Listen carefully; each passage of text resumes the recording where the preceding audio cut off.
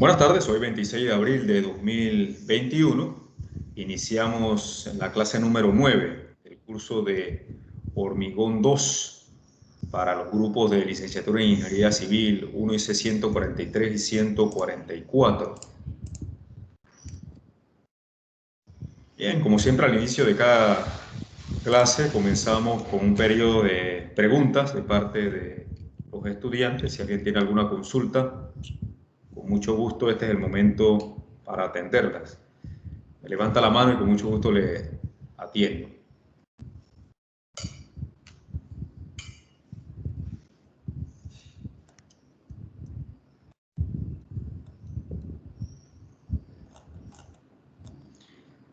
Jennifer, tiene la mano levantada. Adelante, le escucho. Sí, profe, la pregunta es sobre el proyecto. Sí. Para el cálculo del momento mayorado en las columnas, ya que las luces son diferentes en nuestro proyecto, pues, se debe utilizar la ecuación 13.7 que da el ASI que contempla los vanos diferentes, o utilizaríamos la que está en el documento que usted nos proporcionó, la 13.4. Esa es mi duda. Cada claro va a tener su momento M sub 0. Si cada claro tiene una luz diferente, cada claro va a tener su L1, cada claro puede tener su L2, si tienen anchos diferentes, sobre todo en las áreas que tienen agujeros. Así que hay que calcular un M sub 0 para cada uno de los claros.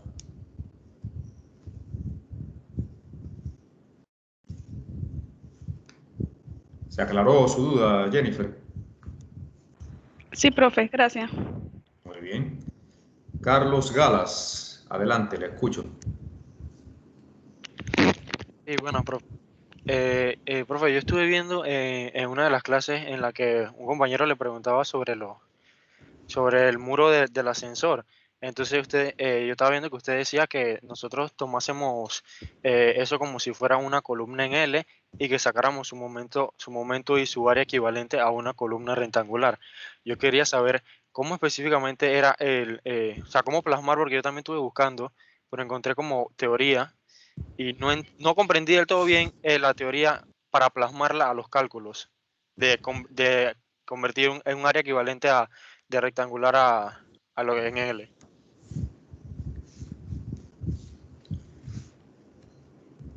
Bien, déjeme compartirle pantalla. Ese son el tipo de cosas que no aparecen en los libros. Los libros, recuerden que son muy teóricos, muy académicos y no van a ahondar en casos que sean muy reales.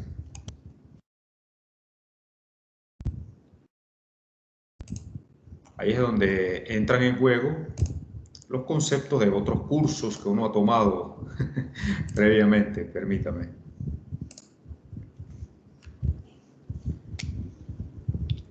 A ver si puedo abrir la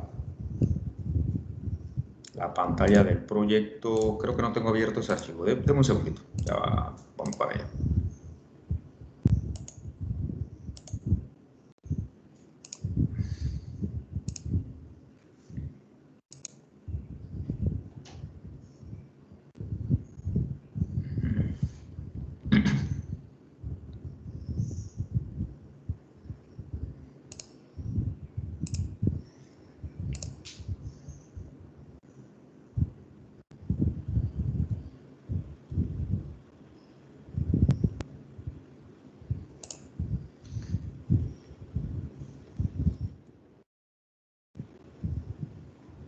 Ok.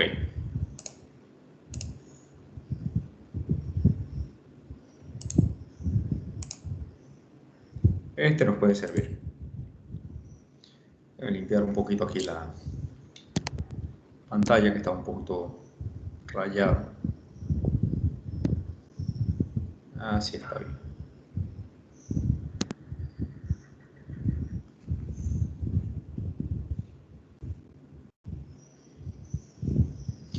Ok, vamos a enfocarnos en este marco,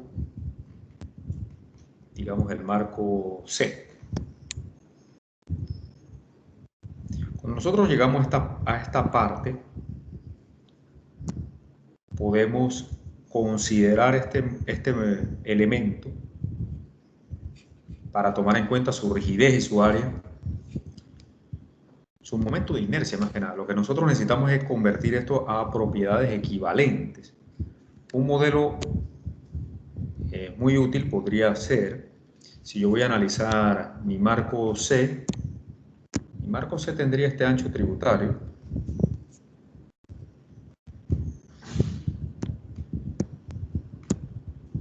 Está acá.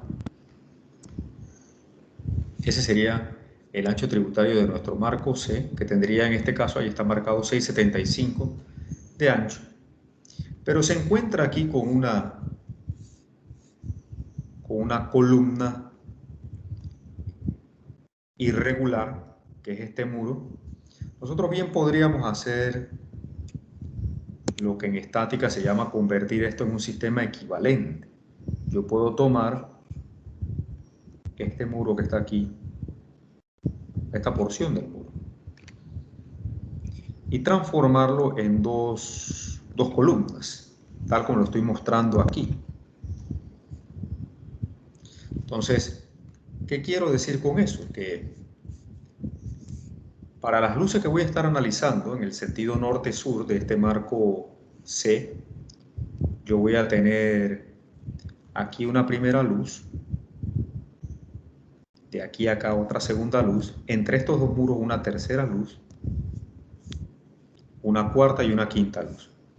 Entonces, la manera de analizar esto y tomar en cuenta las rigideces y demás, en el método directo no tiene tanta influencia porque nosotros no trabajamos con los momentos de inercia de los elementos. Eso más bien lo utilizamos ahora en el método del marco equivalente. Ya vamos a ver cómo influye eso en nuestro análisis.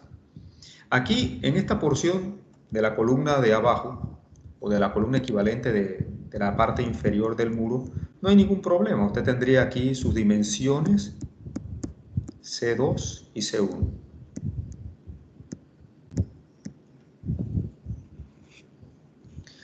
Para esta porción de aquí, lo que usted tiene que hacer de manera equivalente es hacer uso de los conceptos que usted aprendió en estática.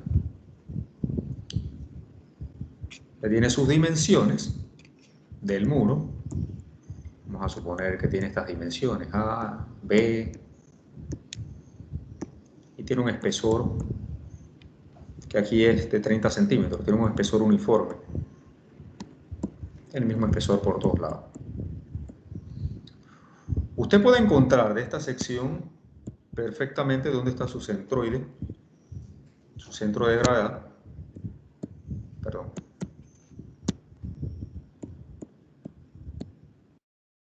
Su centro geométrico.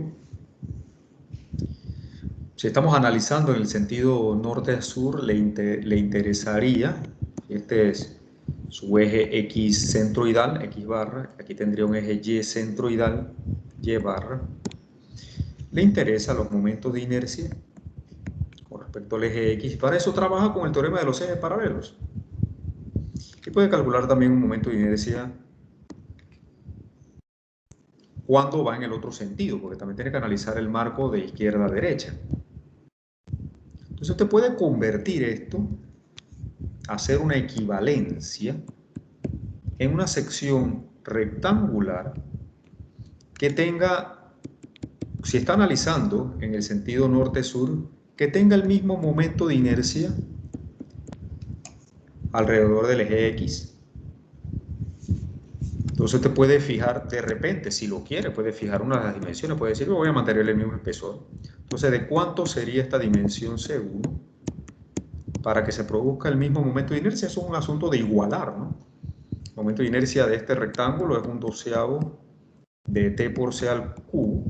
Eso usted lo iguala al momento de inercia que tiene acá y automáticamente tiene el tamaño de que debe tener esa columna equivalente. Si quiere ajustar, usted lo puede hacer. Y la ubicación, observe, la ubicación también al centroide le va a permitir saber si su centroide está aquí, de qué largo tiene que ser esta luz. Eso sí es importante en el marco equivalente, en el método directo y en el marco equivalente también, porque esta luz sí la utiliza.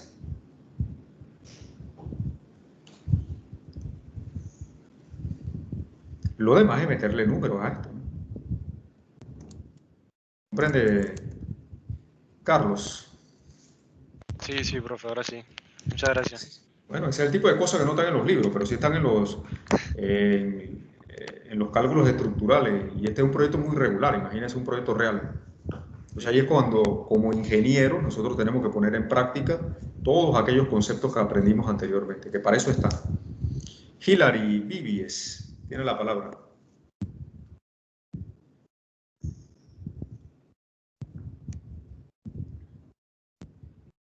Ya, un momento, que la computadora anda media lenta. Le puedo pedir por contarme una cosa.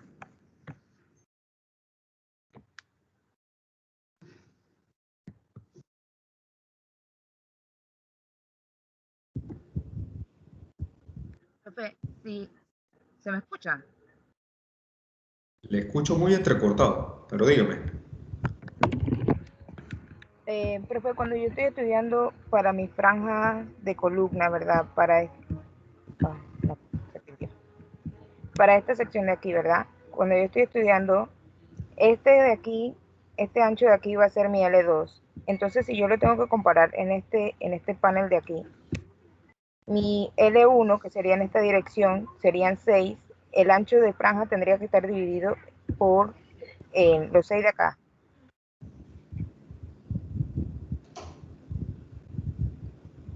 Repítame de nuevo la pregunta. ¿Verdad? Yo tengo esta franja de columna que están aquí. Entonces, este es mi L2 y esta es mi dirección de análisis, este o este. Si yo tengo en esta sección de aquí, de este panel, 6 y aquí 6,25, L2 va a ser mayor que 1, por lo tanto tendría que, mis anchos aquí tendrían que estar divididos entre L1, L1 cuarto y L1 cuarto. Correcto, el ancho de Ajá. columna lo controla la luz más corta. La Así luz que más corta. su ancho de columna, de franja de columna, su ancho de franja de columna puede variar según las luces L1 y L2. Ya, eso era lo que quería preguntarles, que si aquí dominaba eran los 6 de acá de la dirección de análisis. Hilary, hacemos exactamente lo que dice la teoría. Ajá. Solo no estaba segura porque estaba confundida. Bien, ¿alguna otra pregunta?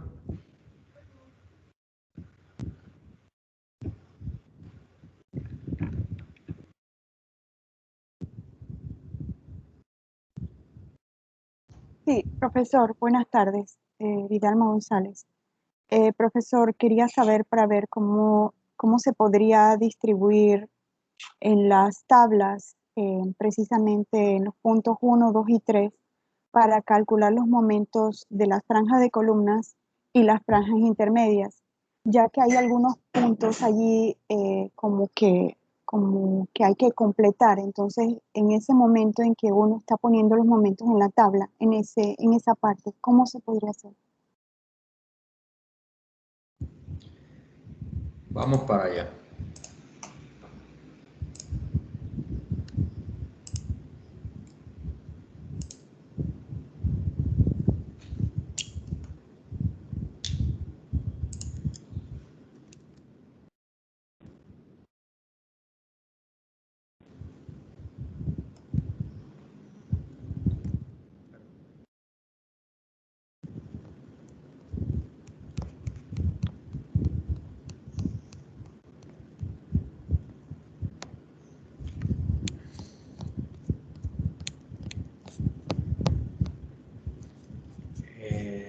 No, aquí están los ejemplos. Déjeme ir allá donde están las tablas de distribución de los momentos según claros y según... Este no es el archivo, disculpen. Aquí.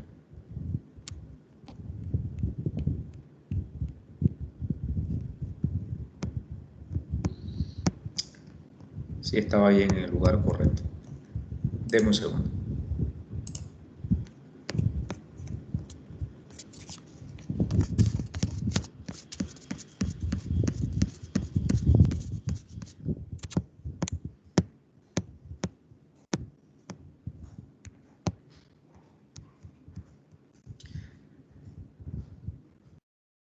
Para ampliar un poco más la pregunta del muro, para efectos del cortante, ustedes se podrían guiar con este ejemplo. Este ejemplo puede ser muy útil para el cálculo del cortante, específicamente alrededor del muro ese, que lo dividí en dos muros, uno rectangular, la parte inferior, y uno en L, la parte superior. Así que este le puede servir de referencia. Busco la figura para responderle a la señorita.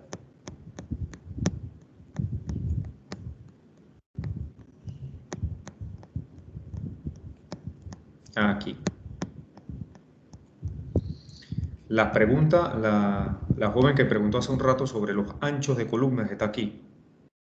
El ancho de la franja de columnas está controlado por la menor entre las luces L1 y L2. Así que donde varía la luz L1 y llega a ser menor que la luz L2, ella controla el ancho de la franja de columna. Ok, vamos entonces a la otra pregunta. Aquí, donde están las tablas, según los distintos casos.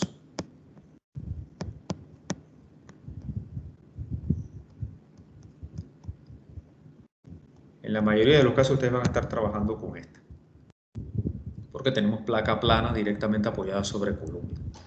Ok, Vidalma, ¿me repite su pregunta, por favor?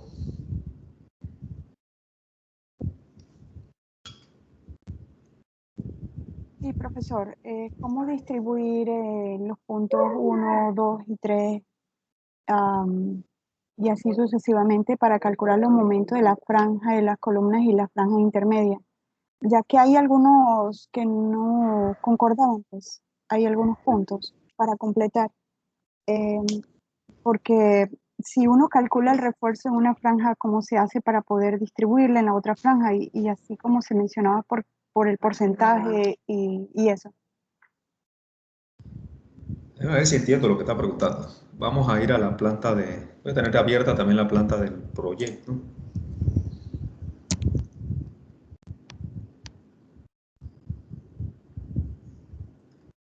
Ok, voy a utilizar el marco 2 para responder.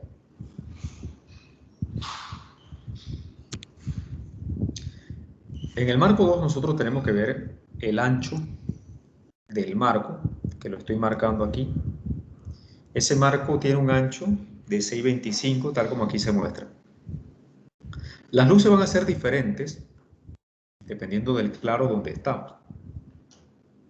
Entonces, cada claro va a tener su momento m sub 0, dependiendo, recuerda que el momento m sub 0 aquí es igual a la carga última por la luz L2, ln al cuadrado sobre 8. Entonces, cada claro aquí va a tener una L sub n diferente. Por ejemplo, el primer claro tiene una luz centro a centro de 7 metros. Cuando yo resto media y media columna, me va a quedar, depende de las dimensiones, ¿no? Estas son de 50 por 50, estas son de 50 por 30, yo tendría que restarle 15 centímetros y 25 centímetros de la otra columna, que es la mitad, porque es una columna interna. O sea que tendría que sustraer 40 centímetros. Esta luz libre serían 660, entonces. 7 menos 6, menos 40 centímetros serían 660. Esta sería la luz libre L sub n de este claro. En el primer claro, ¿no? En el segundo claro nosotros tendríamos una luz libre. Solamente voy a hacer dos. Esto se repite mucho. Aquí yo tengo 750 menos 50 centímetros de columna, 25 de la izquierda y 25 de la derecha, estaremos hablando de que esta luz serían 7 metros. Y así. De manera que al yo calcular mi momento m sub 0, el momento m sub 0 del claro de la izquierda, va a estar multiplicado por esta L2, que sí es la misma para todo el marco, porque este marco no cambia en su ancho tributario. Lo que cambia son las luces LN. Yo voy a tener un momento m sub 0 para este claro de la izquierda, para este claro de la derecha y así sucesivamente. Voy a acomodarlo un poquito.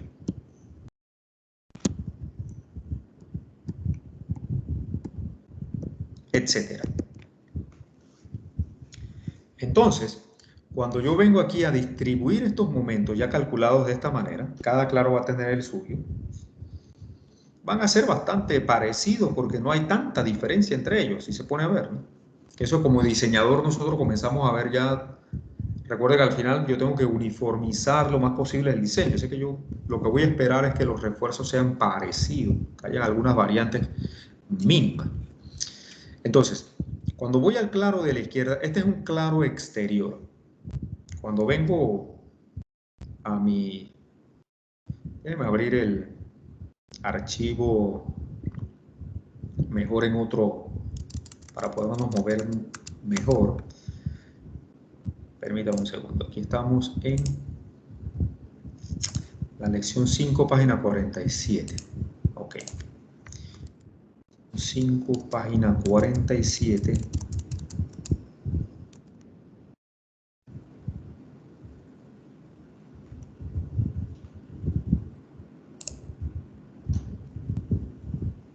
Vamos a abrir ese archivo.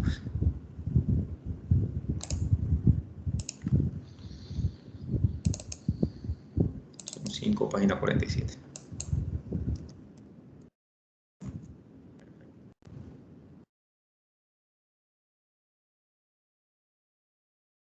Muy bien, como le decía, en este claro de aquí yo tengo un claro de la izquierda. El claro de la izquierda es un claro exterior. Entonces estamos hablando de este tramo exterior que aquí aparece. Los puntos 1, 2 y 3 estaríamos hablando específicamente de estos puntos aquí. 1 a la izquierda o en la columna de la izquierda, 2 en el centro, 3 en la columna de la derecha. Ahí trabajaría entonces con estos momentos del total de M0 que tengo aquí. Yo tengo que distribuirlos en 0.26 para el punto 1, 0.52 para el positivo, 0.70 para el negativo del tramo interior.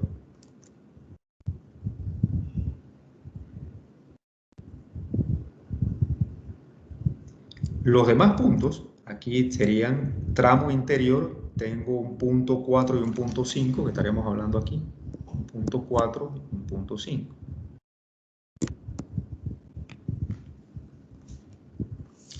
¿Esos con qué momentos los calculo? Con el momento M2, M sub 0,2, porque estamos en el segundo claro. Cuando voy al tercer claro, yo voy a tener un momento aquí, para el tercer claro, llamémosle M03, y al siguiente M04, y al siguiente M05, porque tengo 5 claros. El 3 y el 4 también son interiores. Entonces aquí tendría un momento positivo calculado con los porcentajes 4 y 5. Estos mismos porcentajes, porque estamos hablando de un tramo interior. Aquí nuevamente vuelvo a tener un 4 y un 5.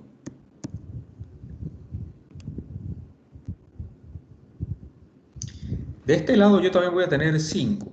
Ahora, importante, que quizás aquí haya un poquito de confusión y vamos a aclararlo.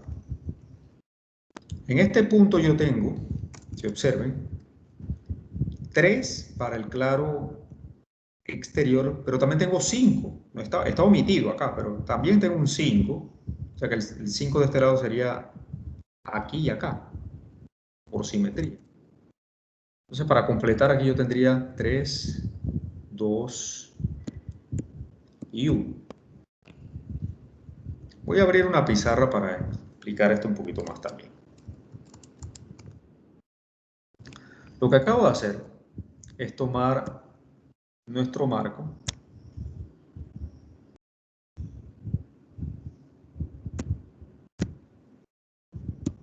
bien. Tengo 5 luces, 1, 2, 3, 4, voy a hacerlo más pequeño, 1, 2, 3, 4, 5. Vamos a hacerlo completo para que quede bien claro.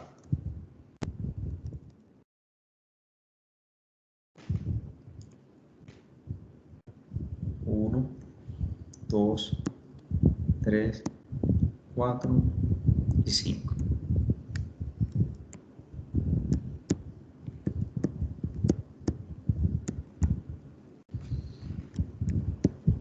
Esta es mi sección de losa que yo debo diseñar. No le preste mucha atención a los espesores, vamos a considerar que es el mismo espesor. Decíamos que aquí yo tengo mis puntos 1, 2, 3. Aquí tengo 5, 4, 5, 5, 4, 5 y así. De este lado tengo 3, 2 y 1. Nos estamos refiriendo a estos puntos en la cara de la columna.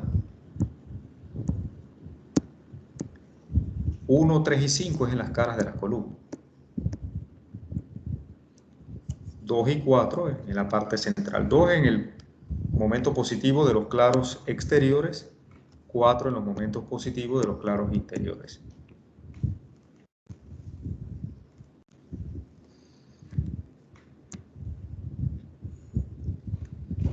Voy a bajar esos puntos clave aquí.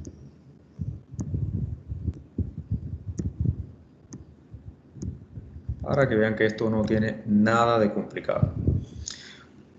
Vamos a empezar con los negativos.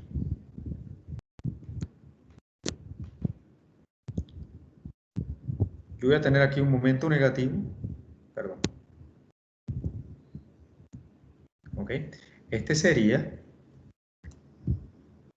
vamos a colocarlo, según la tabla, 0.26 M0 del tramo de la izquierda. Es decir, que allí el valor sería 0.26 M0 del claro de la izquierda, que les llamé 1. Del otro lado tendría 0.70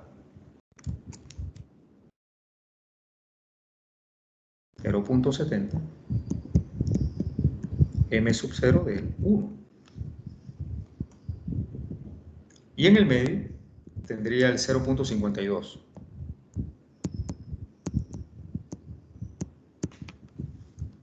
El 0.52 es el de aquí positivo en el centro del claro exterior. Vamos hacia los otros. Aquí yo tengo 5, 4 y 5. Aquí los tengo, 5, 4 y 5. 5 es 0.65 de M02, igual que acá, 0.65 de M02. Y en el centro tengo 0.35, ¿no es así? 0.35 en el 4.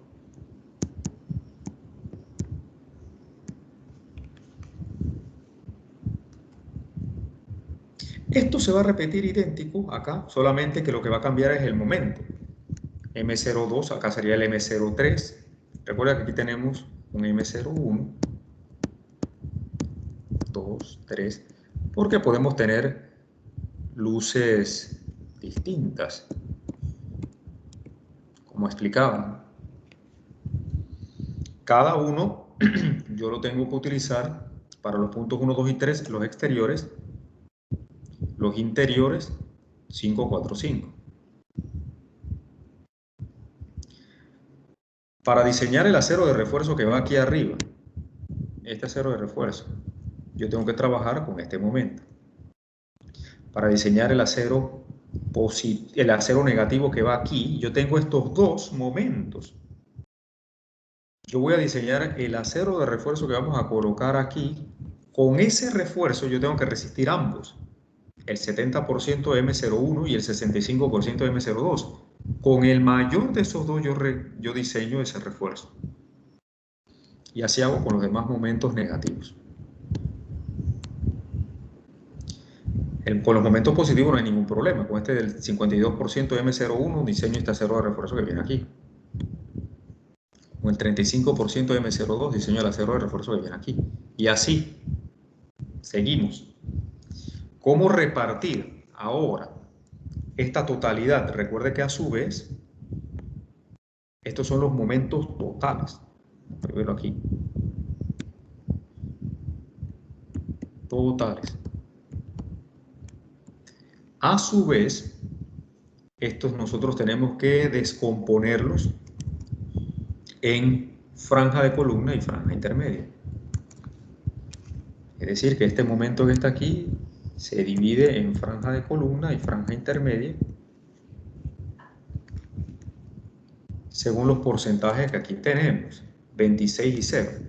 Para franja de columna, 0.26 M sub 0 y 0 para la franja intermedia. Este de aquí se divide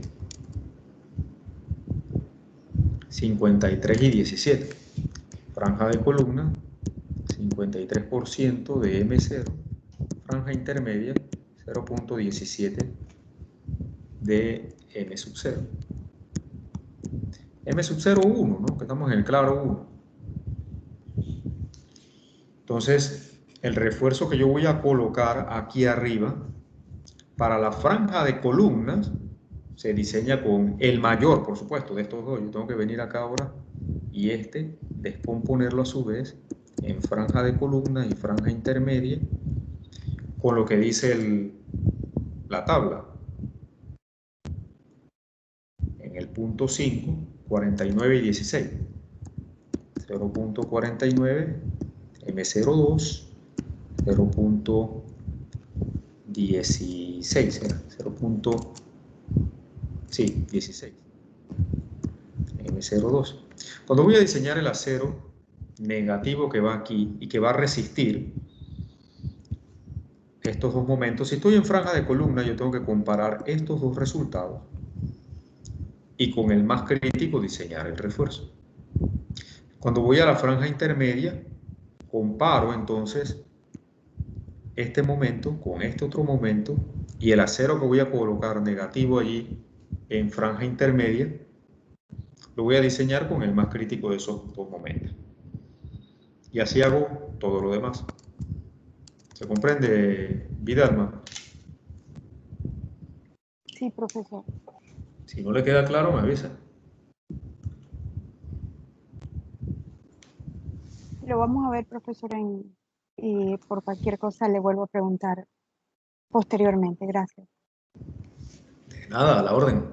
¿Alguna otra pregunta?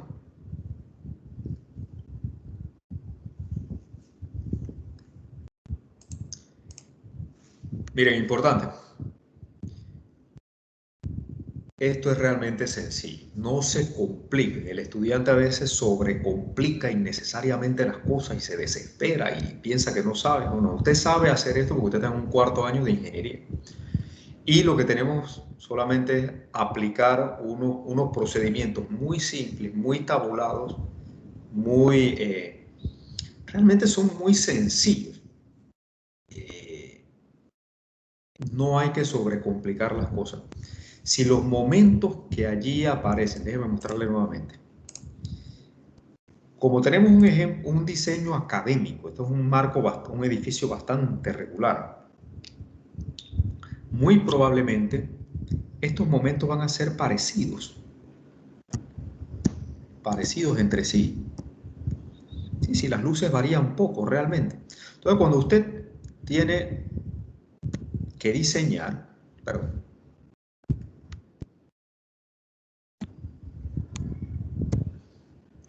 Cuando usted tiene que diseñar, usted tiene que cumplir con esta fórmula. Para la flexión, el momento último tiene que ser menor que el momento resistente.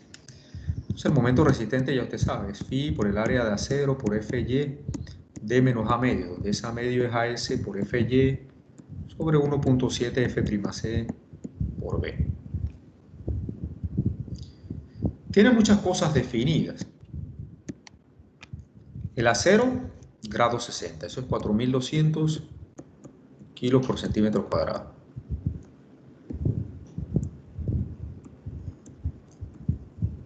Eso está fijo. El F'C también lo puede considerar fijo, porque para las losas, en el 98% de los casos, usted va a trabajar con un F'C de 4000 psi, que es 280 kilos por centímetro cuadrado. Ya el espesor de losa, usted lo debió haber definido, sé que ya usted lo tiene de sus cálculos preliminares. Además, con ese espesor también calculó el peso del concreto y todo. El ancho es el ancho de, si está diseñando franja de columna, perdón, si está diseñando franja de columna, es el ancho de la franja de columna. Si está en franja intermedia, entonces el ancho de la franja intermedia. Así que también tiene el ancho, dependiendo de la franja que está diseñando. Fíjese, 0.90 en flexión. Estos momentos vienen de acá, ¿no? Esos son estos momentos. Todo lo que estamos haciendo es para determinar los momentos últimos de diseño. Usted tiene que cumplir con un acero mínimo y un acero máximo, y eso yo se los expliqué. La recomendación es siempre parta con el acero mínimo y vea qué resistencia tiene y cuánto le hace falta.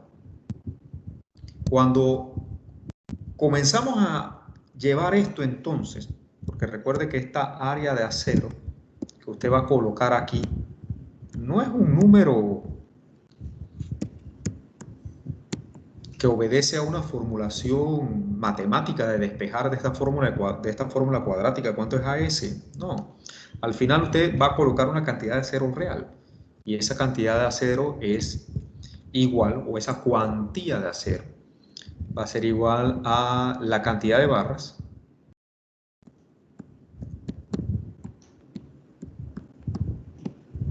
por el área de una de las barras. O sea que usted puede comenzar, como les explicaba al principio del semestre, usted puede empezar con su acero mínimo y cuántas barras requiere para completar ese acero mínimo y ver con esa resistencia. Cuando usted viene acá con el acero mínimo, si tiene un buen diseño preliminar, usted va a darse cuenta, igual que hicimos en los ejemplos iniciales del edificio que estábamos haciendo el repaso. Se va a dar cuenta que con ese acero usted va a poder satisfacer algunos de los puntos del diagrama de momento. Entonces lo que le falta diseñar son algunos otros puntuales que con un acero de refuerzo adicional los podrá poder resistir. Entonces cuando usted lleva esto a cantidad entera de barras,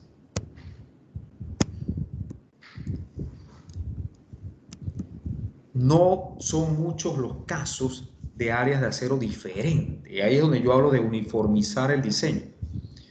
Usted va a darse cuenta que en el diseño, cuando nosotros unificamos, casi que terminamos poniendo cantidades de acero muy similares en distintos puntos.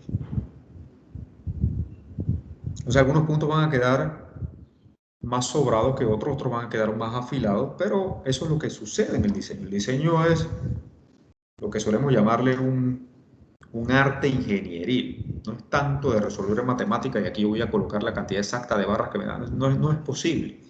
Además, eso enreda al constructor. Uno tiene que uniformar el diseño lo más posible para facilitar el proceso constructivo y evitar errores. Y que sea ágil, rápido. Así que, en realidad, fíjense, no sobrecompliquen tanto los análisis, porque realmente los cursos de diseño son realmente cursos sencillos. Los cursos complicados son los cursos básicos, mecánica de cuerpo deformable. Esos cursos son más complejos porque van a sembrar la base para que usted pueda entender esto de manera muy simple. Pero estos cursos realmente son lo que yo les llamo cursos recetarios, de seguir pasos y recetas y vaya al código y haga esto y cumpla con estas reglitas. No compliquen, porque no tiene sentido que si la variación es el tercer cuarto decimal, créame que cuando llega acá todo eso se disipa, todo eso se diluye. Porque usted va a tener que colocar cantidad entera de barras que tienen un área determinada. Entonces las posibilidades, el rango de variabilidad que puede haber aquí realmente es pequeño, si nos ponemos a ver, ¿no? Así que no se complique con tantas cosas, ¿no? ¿Qué tiene que hacer usted? Haga su diagrama, eso sí lo hace bien. Y usted se va a dar cuenta que son algunos puntos donde usted tiene que calcular la cantidad de acero y los demás usted lo va a repetir, lo va a replicar para que sea también para que se acostumbre a ser también un diseñador eficiente, porque usted no quiere pasar 3, 4 meses haciendo un diseño cuando puede hacer 5 o 4 edificios distintos y en el mismo tiempo que pasa, si usted se concentra en uno solo, bueno, va a ser menos lo que va a poder facturar, ¿no? Que tiene que ser eficiente también, así que el tiempo es importante, su tiempo es valiosísimo, inviértalo bien. Ok, bueno, ¿alguna pregunta del proyecto adicional, de lo que estoy diciendo?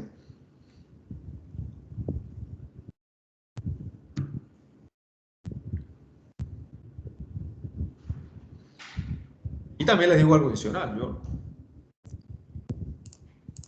yo no me pongo a revisar cálculo por cálculo todo lo que usted hace. No, eso no lo hace nadie.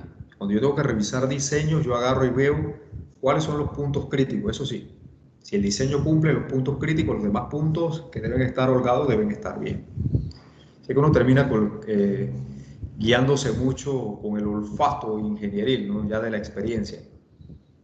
Así que, si les digo, algunos que están enviándome, que dicen que me van a mandar Excel para que yo revise, yo no reviso cálculos estructurales antes de la entrega. Así que no vaya por ese lado. Para eso el trabajo es en grupo, para que usted pueda con sus compañeros verificar previamente que sus cálculos son los correctos. ¿De acuerdo? Bien, ¿alguna pregunta antes de cerrar este periodo inicial? Además de que si me pongo a revisarle cálculos a los demás, eso los pone en ventaja con respecto a los otros que no han preguntado. Y en un tema de equidad yo tengo que mantener lo más justa posible la evaluación del grupo.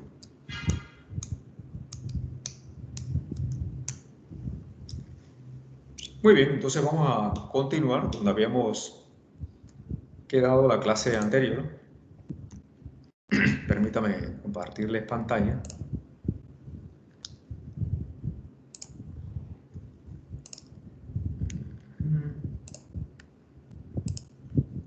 Lección 6. Bien.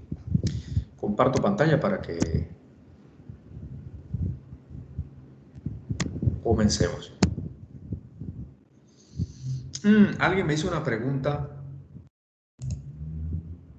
sobre las unidades, sobre las fórmulas. Voy a explicar algo con respecto a eso que es importante. Por ahí ustedes tienen fórmulas, por ejemplo, a las del cortante, que tienen la raíz de F'(C) por ahí. Y existe esta fórmula, ¿no? VC igual a 2 raíz de F'(C) por B por D. Aquí hay un lambda que cuando utilizamos el concreto de peso normal es 1, así que lo voy a omitir. En esta fórmula, el F'(C) está dado en PSI, es decir, en libras fuerza por pulgada cuadrada, para ser estrictos en los valores. De manera que para que esta fórmula produzca un resultado de fuerza, aquí las unidades, tanto de la B como de la D, tienen que estar en pulgadas, para que con este PSI que está aquí se cancelan y nos produce el resultado de esta fórmula que deben ser libras-fuerza.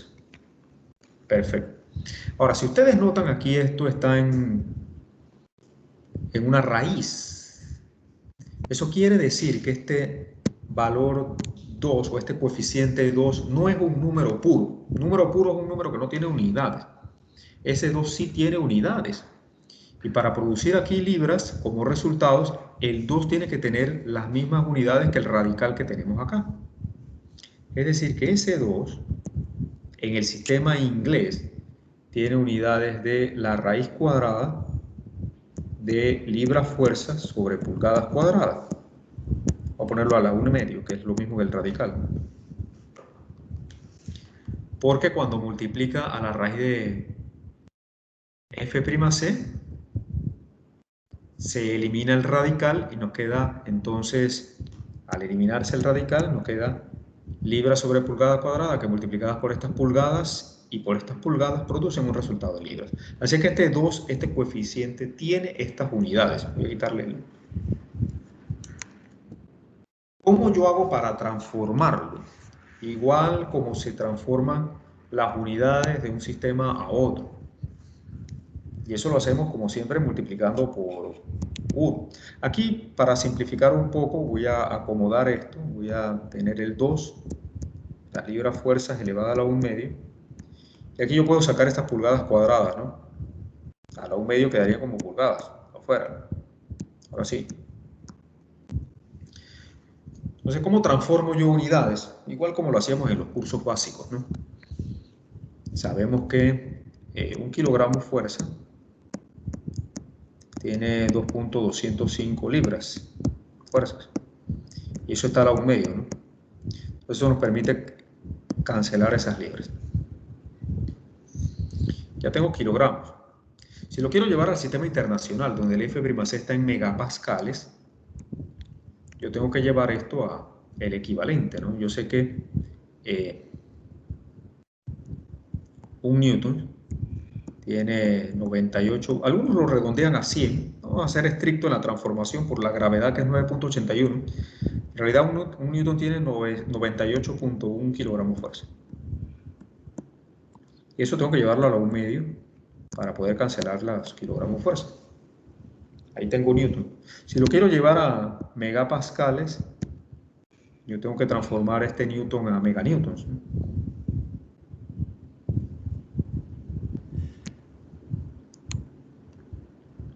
Un meganewton.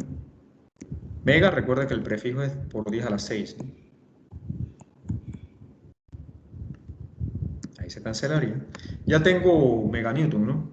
Me faltarían metros cuadrados abajo, ¿no? Entonces tengo que transformar pulgadas a metros. Esa transformación la conocemos.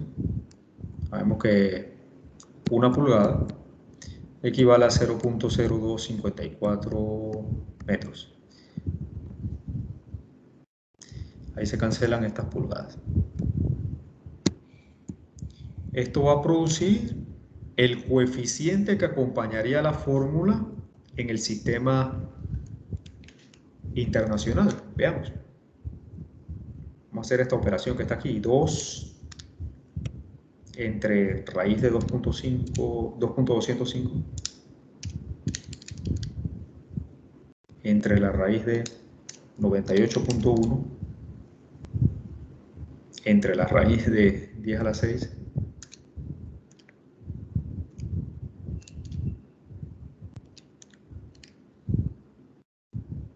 y entre 0.0254.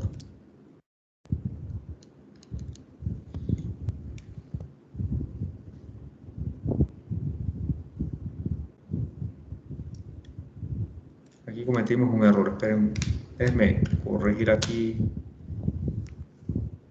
Permítame, ya vi un error aquí que estaba haciendo. Déjenme corregir aquí.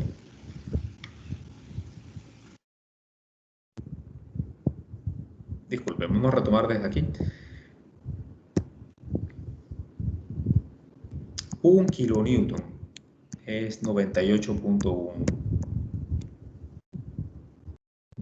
kilogramos fuerza. Ahora sí.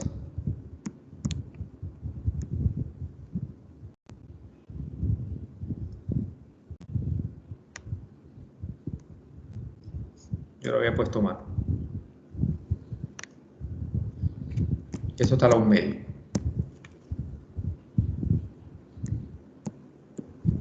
Entonces, 1 kilonewton es lo mismo que 1000 newton, ¿cierto?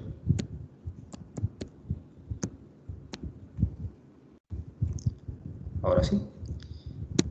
voy a agregarle entonces el mega. Un meganewton es lo mismo que un meganewton son 10 a la 6 newton. ¿Ok? Todo a un medio también, porque así es como está dividido. Y ahora sí introduzco la transformación de pulgadas a metros. Una pulgada, 0.0254 metros. Ahora sí, disculpen ahí el error. Cuando hacemos esta operación, tendríamos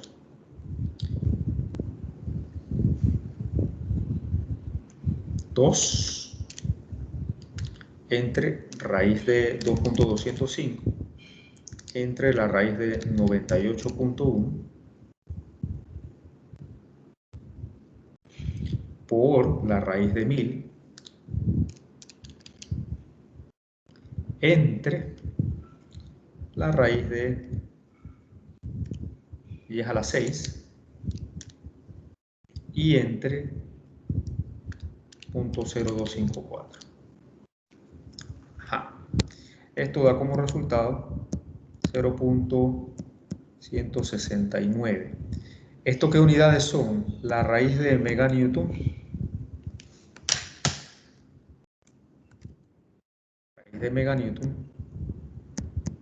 sobre metros. Y la fórmula en el sistema internacional equivalente para la resistencia del concreto, si ustedes observan, es 0.17 raíz de F'C por B por D. Si yo voy al ACI en el apéndice F, ustedes van a encontrar, aquí está la fórmula de la que hablo. Observen aquí. En el sistema inglés, la fórmula, olvídense por un momento del lambda, porque el lambda es 1 cuando tenemos concreto de peso normal. Si el concreto es de peso ligero, que se utiliza en ocasiones, pero muy poco en sistemas de losa convencionales, ahí tendría un valor de menos de 1. Pero en el caso nuestro vamos a considerar que es 1, así que el 2 raíz de F'C, observa que aquí dice en el sistema inglés el esfuerzo en libras por pulgada cuadrada, o sea, PSI. Pero cuando vamos al sistema internacional, ese valor es 0.17, y aquí acabamos de hacer la transformación. Bueno, 0.169 lo han redondeado a 0.17. Entonces, si usted tiene alguna duda de eso, cómo se hace, haga este procedimiento. Si no, entonces puede ir al apéndice F del ACI y buscar la fórmula correspondiente. En este caso, la resistencia del concreto tiene que estar dada entonces en megapascales. Esto va a producir también, las unidades tienen que ser consistentes. Este número tiene estas unidades. Así que si aquí esta distancia está en metros y esta distancia también está en metros, este resultado sería en meganewtons. Ojo con eso.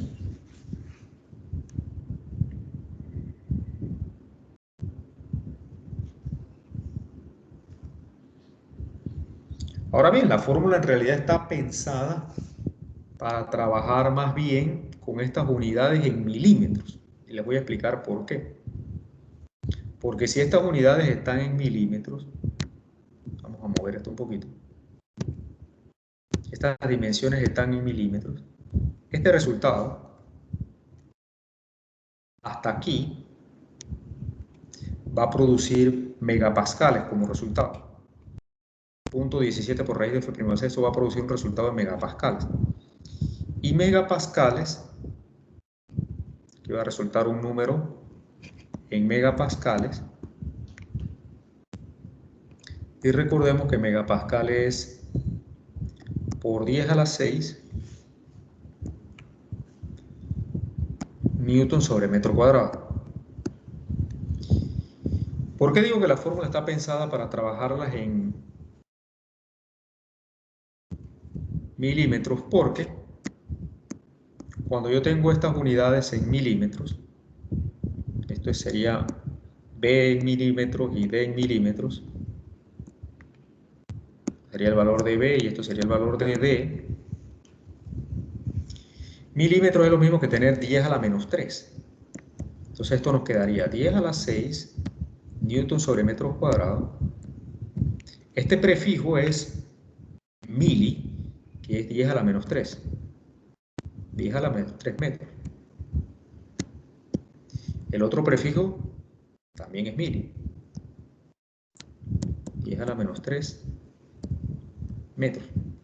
Entonces aquí se cancelan los metros y nos quedaría como unidad entonces 6 menos 6, que sería 1. Esto va a producir como resultado entonces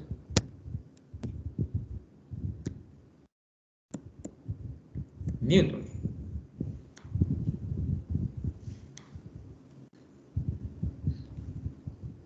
Entonces, si usted en la fórmula, tiene que ser consistente, ¿no? Si usted en la fórmula ingresa los valores de B y D en metros, el resultado va a ser en meganewtons. Si usted los ingresa en milímetros, el resultado va a ser newton. Lo que tiene que ser es consistente, para eso están los prefijos, ¿no? Podemos hacer un ejemplo rapidito, para que esto quede bien claro ya de una vez y por todas. Vamos a pensar que tenemos, voy a hacerlo con una viga en el sistema inglés y la misma viga en el sistema internacional.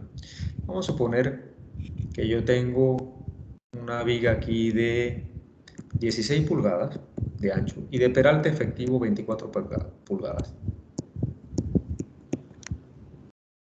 Esto sería B y esto sería D. Y que el concreto es 4000 psi. Si yo ingreso todo eso aquí en esta fórmula, vamos a hacer el cálculo. Eso va a producir como resultado 2 por raíz de 4000 por 16 por 24. Me va a producir un resultado en libras que es 48.572. Voy a trabajar en el múltiplo que sería kips. Sería 48.6 kips.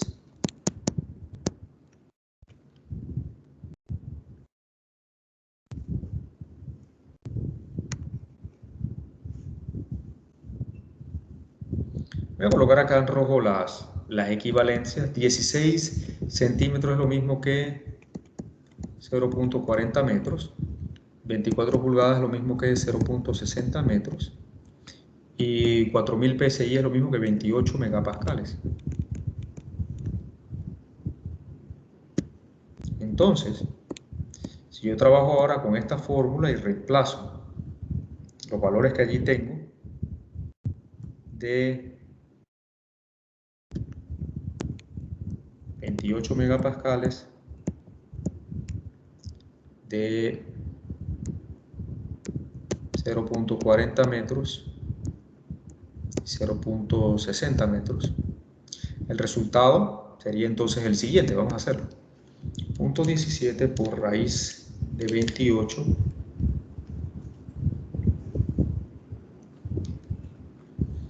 si yo lo reemplazo en milímetros, esto sería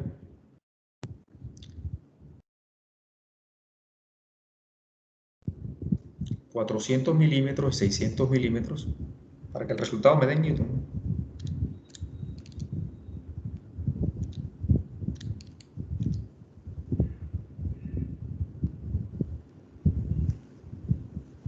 Esto produciría como resultado 215.000 newtons. O lo que es lo mismo, utilizando los prefijos, 215.9 kilonewtons.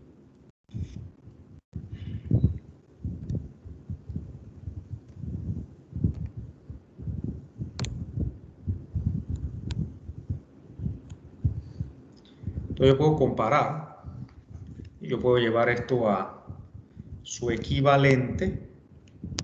Vamos a hacerlo aquí mismo. Como transformación, yo sé que un kip tiene 1000 libras fuerza, que una kilogramo fuerza tiene 2.205 libras fuerzas.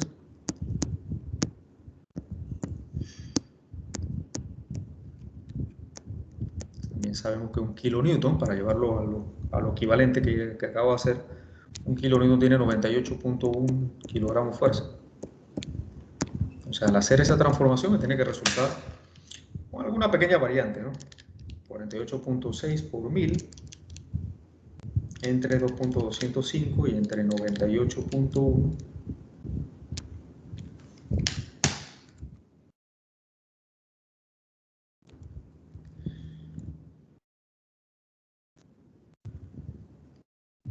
El valor que había obtenido, aquí me resulta en 200, no me va a dar exacto porque hay algunas transformaciones allí, 225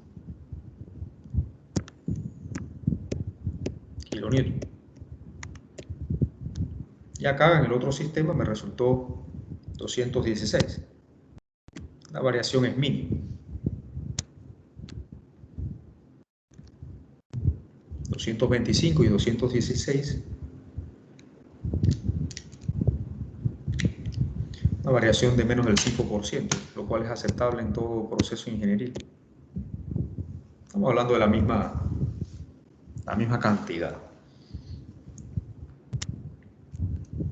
Aquí hay algo de redondeo, hice un truncamiento bien grande ahí, ¿no? Es decir, que es de esperar algo de variación en el resultado final. Pero siempre dentro de un orden, o sea que esto está menos del 5% de diferencia, lo cual está aceptable.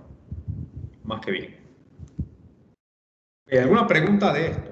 Me he tomado el trabajo de hacer esto porque en muchas fórmulas del código ustedes van a ver números así. Esos números, esos coeficientes siempre tienen unidades. Porque las fórmulas son racionales. O sea que para que esto dé realmente libras, y aquí yo introduzco PSI y acá introduzco pulgadas, este número tiene que tener unidades y estas son sus unidades. Lo mismo que acá.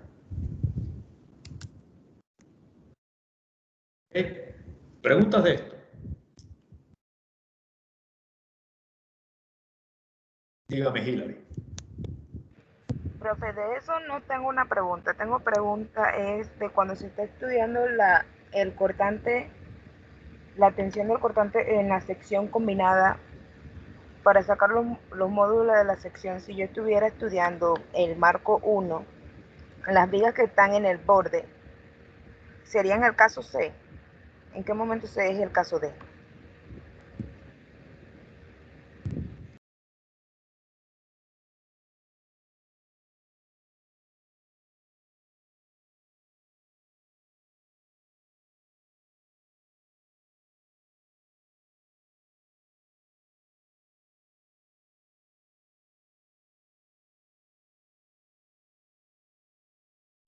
Combina en la sección crítica.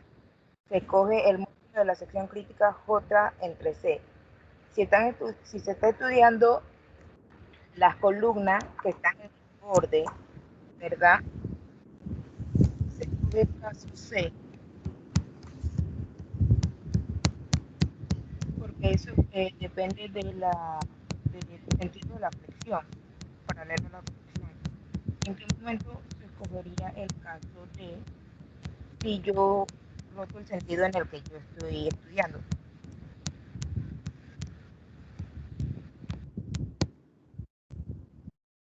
Volvemos a explicar esto entonces. Repítame su pregunta, Hilary, por favor. Es que, ¿verdad? Si yo estoy estudiando el marco 1, el marco 1 del proyecto. Ajá. Si yo estoy este marco que está aquí. Sí, toda esa columna. Las columnas en B está central y la C, ¿verdad? Son columnas de borde. Pero para escoger el módulo de la sección en crítica, El caso que yo estoy estudiando es el caso C. Cuando analiza el marco 1, usted tiene aquí, este sería su sentido de análisis. Y esta es una flexión, para estas columnas de borde, esta es una flexión paralela, porque es el sentido de la flexión, el eje del momento, aquí el eje del momento es así, ¿de acuerdo? Ese es el eje del momento, el eje de la flexión. El eje del momento es perpendicular, pero el sentido de la flexión es paralela al borde. Entonces, ¿ese caso qué es? Flexión paralela al borde, cuando voy a la lección, déjenme ir allá.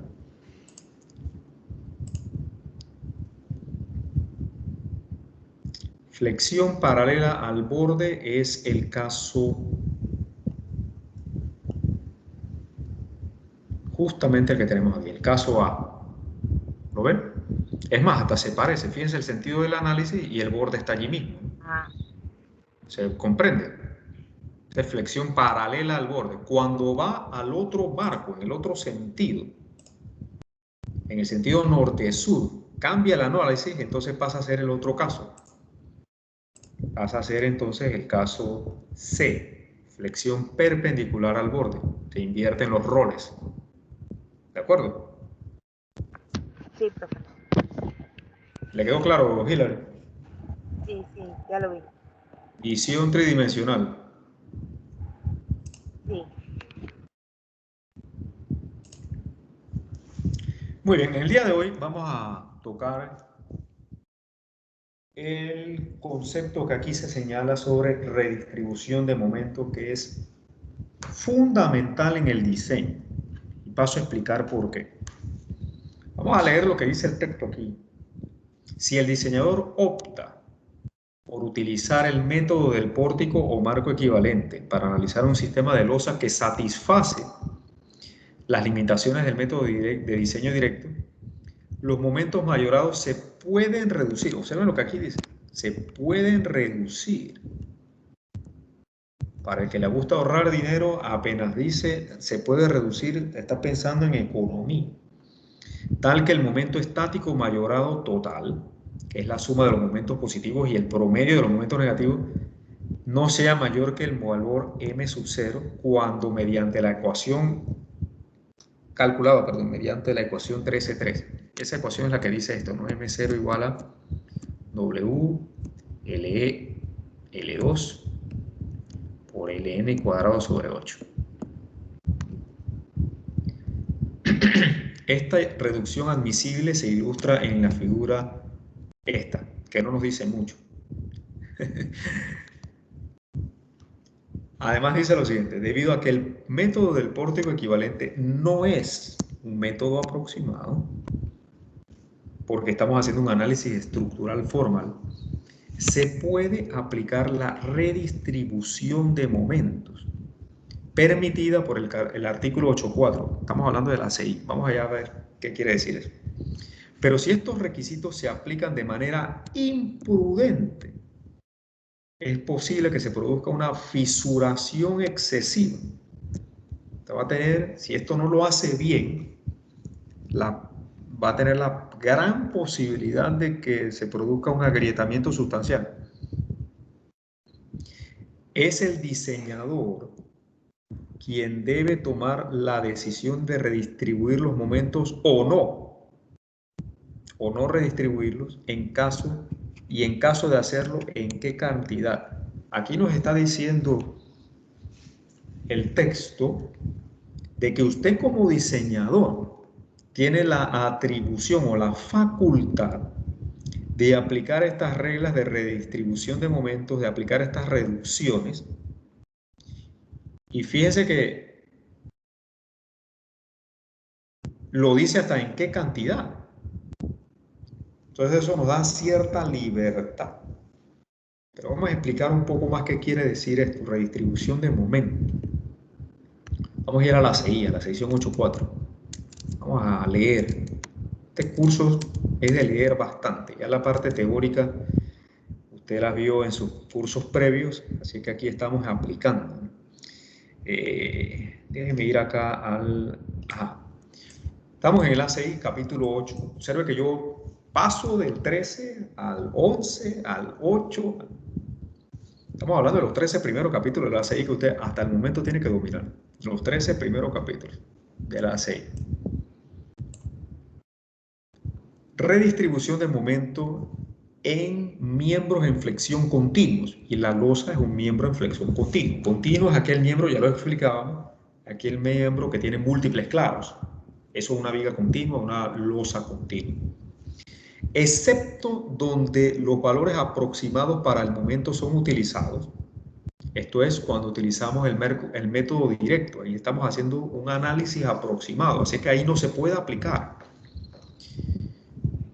Se permitirá reducir los momentos factorizados calculados por la teoría elástica en las secciones de máximo momento o máximo momento negativo o máximo momento positivo en cualquier claro de elementos en flexión continuos para cualquier arreglo de carga asumida por no más de 1000 veces la deformación unitaria del acero en tensión en porcentaje, con un máximo del 20%. Aquí hay una condicionante, 20%. Sigo leyendo. La redistribución de los momentos debe ser hecha solo cuando la deformación unitaria del acero en tensión es igual o mayor que 0.0075 en la sección en la cual el momento es reducido. Fíjense que no están a la libre. Da ciertas reglas que debo respetar. Sigo leyendo. El momento reducido debe ser usado para calcular los momentos redistribuidos en todas las otras secciones dentro del claro o dentro de los claros. El equilibrio estático debe ser mantenido después de la redistribución de momentos para cada arreglo de carga. Y ya no dice más nada. Pasa al siguiente inciso 8.5. Y aquí hay unos comentarios. Yo no voy a ir sobre los comentarios. Lo que voy a hacer es explicar qué es la redistribución de momentos. Voy a abrir una pizarra y lo voy a hacer con un sistema estructural que todos ustedes conocen.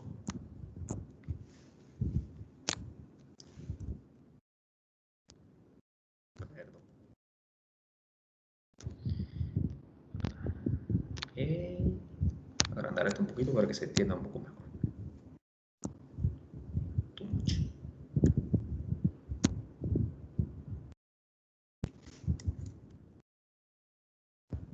Así está. Vamos a suponer que tenemos una viga doblemente empotrada, que ustedes la conocen muy bien, con carga uniformemente distribuida. Esto ustedes lo han visto innumerables veces en sus cursos previos.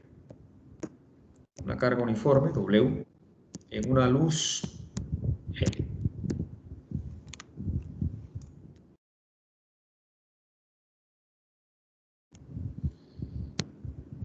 No es necesario hacer ningún análisis estructural porque nosotros sabemos que esto produce unos momentos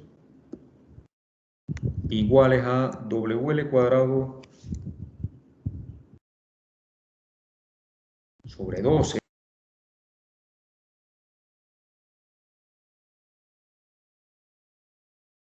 L cuadrado sobre 24 en la parte central. Eso es algo que usted sabe de sus cursos básicos. Y también sabemos que esto tiene que ser igual a W cuadrado sobre 8, porque estática es estática. Y observe lo que dice la CI. Yo tengo que cumplir con la estática, debo mantener el equilibrio. De una viga simplemente apoyada, si esta viga estuviera simplemente apoyada, el momento total sería W cuadrado sobre 8. Lo que hacen los apoyos es restringir la rotación en esos puntos. De manera que la deflexión de la viga ahora tiene estos momentos de empotramiento que lo que hacen es atraer hacia sí parte de este momento total. Entonces, de este momento total, producto de la presencia de los apoyos empotrados, se van a emitir. Como estos apoyos son más rígidos que el resto de la viga, van a traer hacia sí gran parte del momento. Entonces, si le llamamos a este punto A este punto B y este punto C,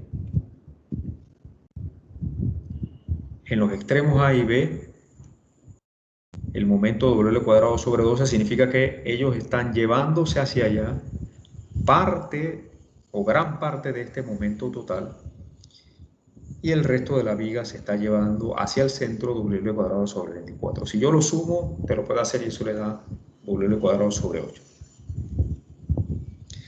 Nuevamente, si la viga estuviera simplemente apoyada, estos momentos serían iguales a 0 y el momento en el centro sería W cuadrado sobre 8. Perfectamente. Estática es estática. Este tipo de análisis es un análisis estructural elástico.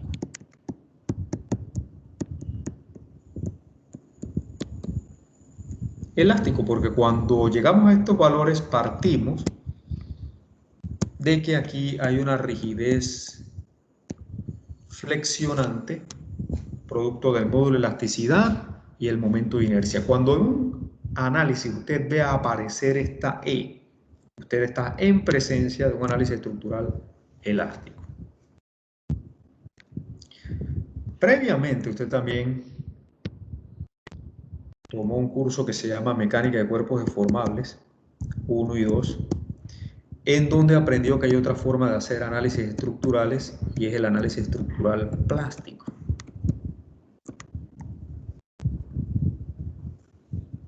Y sin entrar en muchos detalles, solamente para recordar, nosotros sabemos que si esta carga es W y esta longitud es L, aquí la máxima carga que puedo aplicar se va a producir cuando esto forma un mecanismo de colapso en el cual si yo trabajo con una igualdad del trabajo externo con el trabajo interno, me voy a encontrar con lo siguiente. Si este desplazamiento le llamamos delta, el trabajo externo que hace una carga uniformemente distribuida es la magnitud de la carga por el área del mecanismo de falla. Entonces ahí tendríamos la carga, el área del mecanismo, aquí sería un medio de L por delta. Eso sería el trabajo externo. El trabajo interno se produce en las articulaciones plásticas. Entonces aquí voy a tener la formación de momentos plásticos en cada una de estas tres articulaciones plásticas.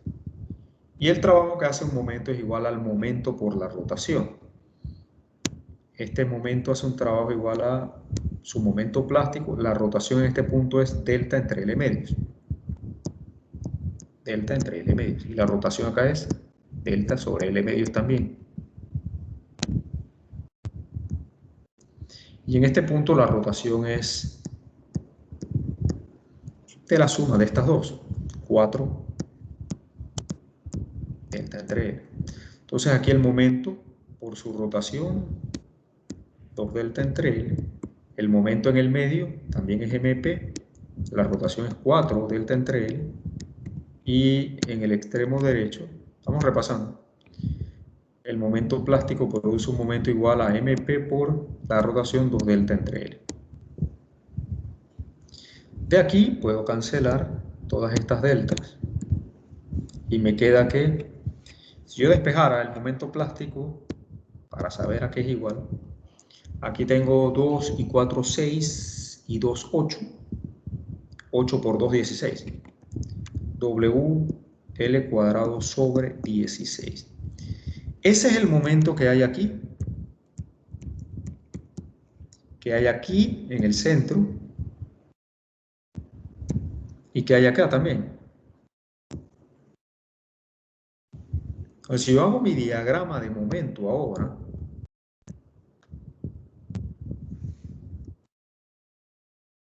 cero más abajo, nuestro diagrama de momento ahora tendría esta forma. del análisis plástico tendría WL cuadrado sobre 16, WL cuadrado sobre 16 en el medio, WL cuadrado sobre 16 en el otro extremo. ¿Qué ha sucedido? Esto sigue siendo WL cuadrado sobre 8. Yo sumo un 16 más un 16, eso es un WL cuadrado sobre 8.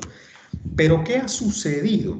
En realidad, observe que lo que ocurrió entre el análisis estructural elástico y el análisis estructural plástico ha sido una redistribución de los momentos. El momento total sigue siendo de WL cuadrado sobre 8, pero lo que ha sucedido en el análisis plástico es que ahora se ha reducido, vamos a colocarlo aquí, se ha reducido los momentos negativos.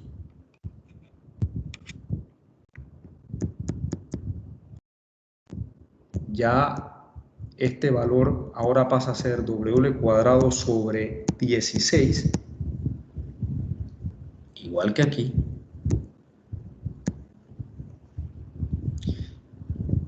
con el correspondiente incremento de los momentos positivos. Ahora este momento de acá también es WL cuadrado sobre 16.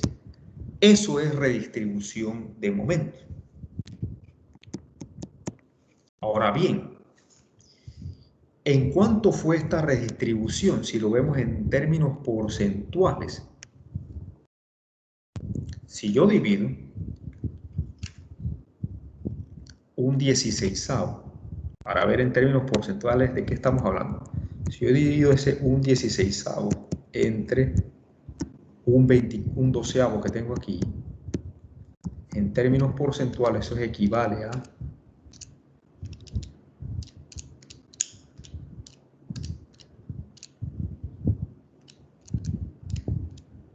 75%.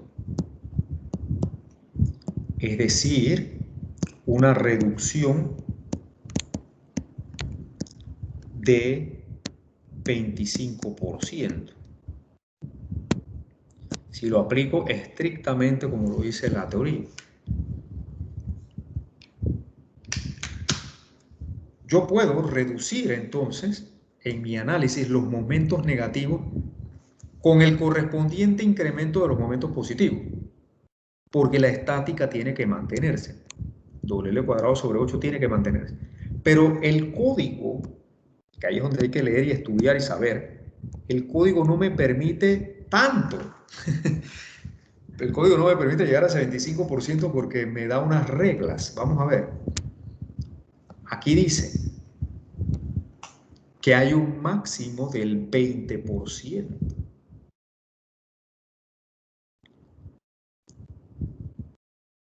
En realidad debe ser el menor entre 1000 por la deformación unitaria del acero y 20%, lo que sea menor. Ese es el tope.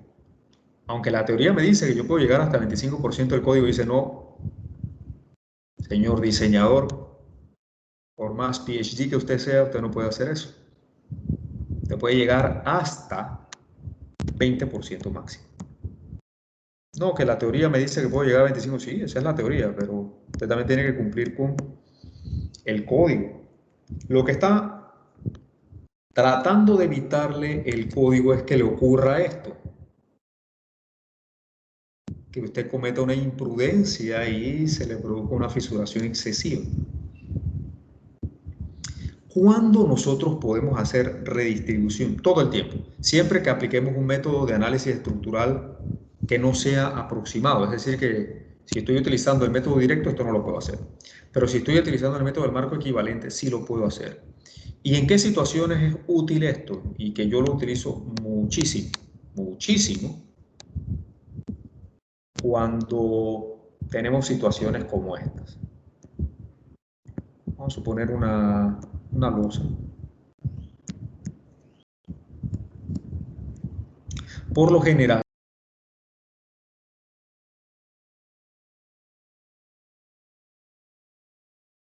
concentración. Yo puedo tener mi acero superior, mi acero inferior, etc. Pero a veces hay mucha concentración de estos refuerzos, porque esos momentos negativos son mayores. Entonces, por aquí a veces tengo también que colocar refuerzo para el cortante. Entonces, imagínense que yo aquí tengo que colocar refuerzo para el cortante y acá. Entonces, eso me puede provocar áreas de mucha concentración de refuerzo. Yo puedo tener refuerzo. Por acá no voy a necesitar reforzar para el cortante porque estoy lejos de las columnas, no hay ningún problema con eso. Entonces, sería bueno si en algún caso yo puedo reducir esta área de acero aumentando esta. Si aumento las positivas no hay ningún problema, porque eso está ocurriendo por acá, por el medio, ¿no? Además, yo no tengo que llevarlas todas hasta el extremo. Yo puedo tener unas barras cortas, recuerden, que eso lo vimos, ¿no? Yo puedo incrementar las áreas positivas y disminuir las áreas negativas utilizando redistribución. Esto yo lo uso muchísimo.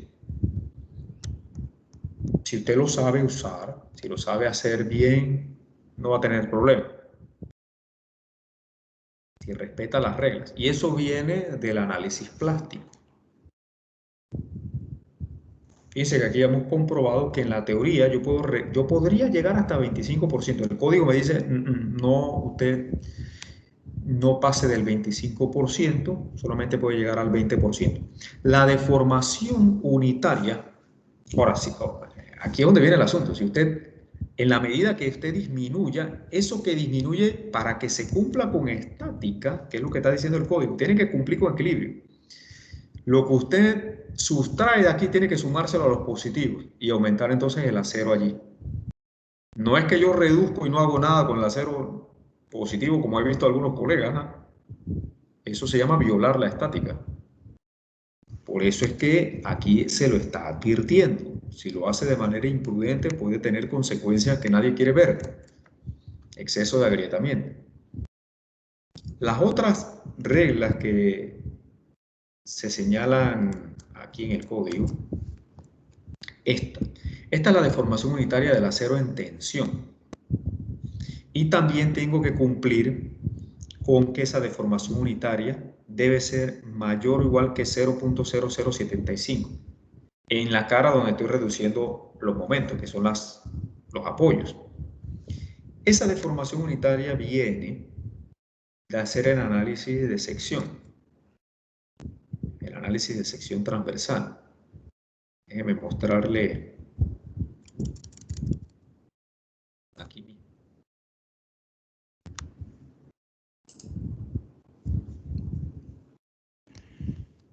Hubiera tomado el curso de hormigón conmigo si yo lo hubiera dictado, pues. No lo dicté el semestre pasado, lo hubiera explicado eso. Esta es la manera de calcular la deformación unitaria del acero en tensión, 0.003.85. Beta 1 por lo general es 0.85 para los hormigones de resistencia normal, ¿no? De resistencia de 28 megapascales, 21 megapascales. Por F'C entre Fy y el Rho es el porcentaje de acero. Mientras más porcentaje de acero usted utiliza, menor será la deformación unitaria. Por eso es que las losas tienen que diseñarse con porcentaje de acero bajo. Lo que quiere decir esto, este criterio, perdón, del ACI, es que tiene que haber ductilidad. Ductilidad. Si esta deformación unitaria, no es mayor que este 0.0075, no puede aplicar redistribución de momento. Tiene que cumplir con estas reglas. Es muy útil, pero hay que saber usarlo. Hay que ser prudente también dónde utilizarlo. Hay ocasiones donde yo no los utilizo, aunque se cumpla con esto. Solamente en aquellos casos donde constructivamente se ve que hay mucha concentración de refuerzos Y si no reduzco este a cero, aplicando redistribución, va a ser peor, porque entonces vamos a tener porosidad de concreto mal vibrado en estas zonas, la cabeza del vibrador no puede entrar, entonces es peor el asunto. Entonces conviene en esos casos disminuir el acero aumentando los positivos, cumpliendo con las reglas que señala el código. Pero la teoría es análisis plástico, ¿no? El código no le explica nada de esto, ¿no? Lo explico yo acá, pero de ahí es donde viene el criterio ese del 20%. El código no deja llegar hasta el 25%, pone un tope del 20% por un tema de seguridad y evitar un mal comportamiento estructural de los elementos de flexión. Bien, ya estoy sobre la hora. Sí les quería explicar eso porque están en el desarrollo del tema, y además que es una herramienta muy útil, muy poderosa la redistribución, si se aplica de la manera correcta, como todo en esta vida, ¿no? Y en la ingeniería estructural eso no falla. ¿Alguna pregunta? En la clase del miércoles vamos a cerrar este tema de el método del marco equivalente, porque estaríamos en el 28 de abril, y de esto recuerda que vamos a tener un examen el día 3 de mayo. Vamos a tener una primera prueba sobre los temas del método directo, el método del marco equivalente. Lean bastante el código y los apuntes, hay bastante material ahí que leer. Ya a estas alturas de un estudiante universitario de cuarto año, el estudiante tiene que estar ya entrenado para que el profesor le facilite los temas y él profundiza. Profundiza es sentarse a estudiar por su cuenta a nivel ya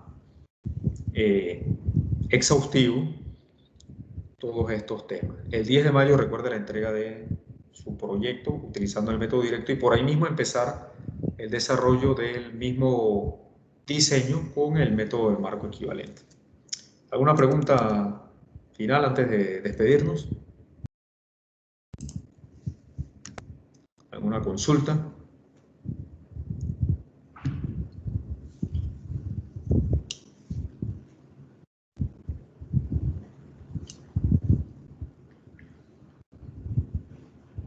¿Todo claro?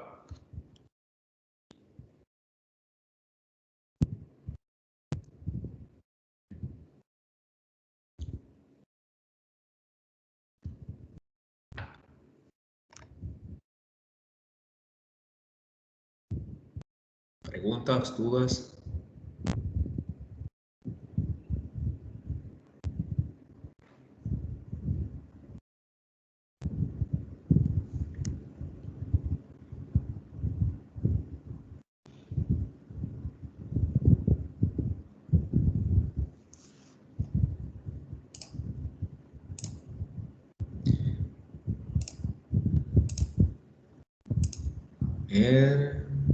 Por aquí tenía alguna pregunta o algo.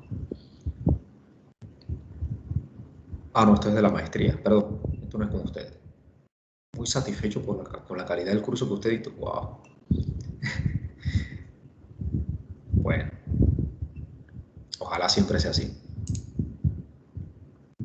Perdón, pensé que era de este curso y no. Ok, ¿alguna pregunta? ¿Final? ¿No? Listo, entonces suspendemos por hoy aquí, ya estamos sobre la hora, nos vemos el día miércoles con el cierre del tema del marco equivalente. Buenas tardes a todos y saludos, cuídense.